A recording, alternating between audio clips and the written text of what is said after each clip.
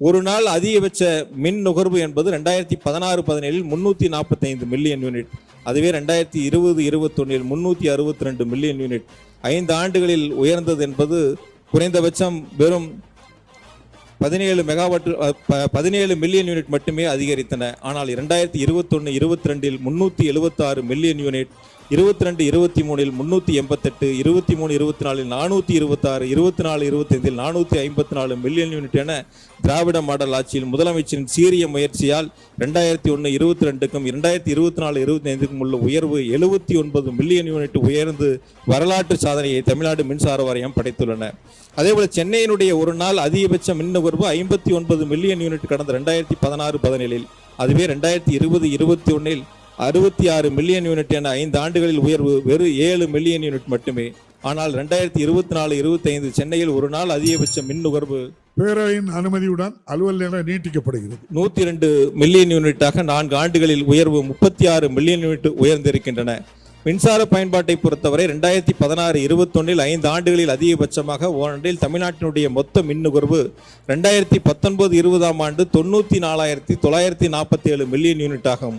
வளர்ச்சி என்பதை இலக்காக கொண்டு செயல்படும் திராவிட முதல்வரினுடைய நல்லாட்சியில் 2021-22 ஆண்டில் 98,674 மில்லியன் யூனிட்டும், 22-23 1,03,546 மில்லியன் யூனிட்டும், 23-24 ஆண்டு 1,11,504 மில்லியன் யூனிட்டும், 24-25 ஆண்டு 1,16,813 மில்லியன் யூனிட் என்ற அளவில் உயர்ந்து தமிழ்நாட்டுடைய மின்சார வாரியத்தில் 4 ஆண்டுகளில் அதிகரித்த மின் தேவை இதுவே அதிகபட்சம் என்ற வரலாற்று சாதனையை உருவாக்கி இருக்கின்றன. குறிப்பாக எல்டி தொழிற்சாலையை பொறுத்தவரை ஓராண்டு சராசரி மின்சார பயன்பாடு 2019-20 7,315 மில்லியன் யூனிட் என்பது 2021-22 7,651 என்பது 2024-25 8,405 மில்லியன் யூனிட்டாக தொடர்ந்து ஆண்டுதோறும் அதிகரித்து வருகின்றன.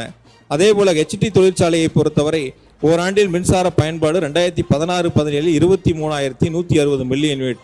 அதுவே 2019-20 26,555 மில்லியன் யூனிட்டாக உயர்ந்த நிலையில் தொழில் வளர்ச்சி, வேலை வாய்ப்பு என்னும் வளர்ச்சி பாதையில் தமிழ்நாட்டை வழி நடத்தும் முதலமைச்சருடைய மக்களாட்சியில் 2021-22 27,964 million unit, 22-23 30,122 million unit, 23-24 32,435 million unit, 24-25 34,540 million unit என தொடர்ந்து ஆண்டுதோறும் வளர்ச்சியை நோக்கி தமிழ்நாடு மின்சார வாரியம் சென்று கொண்டிருக்கின்றன.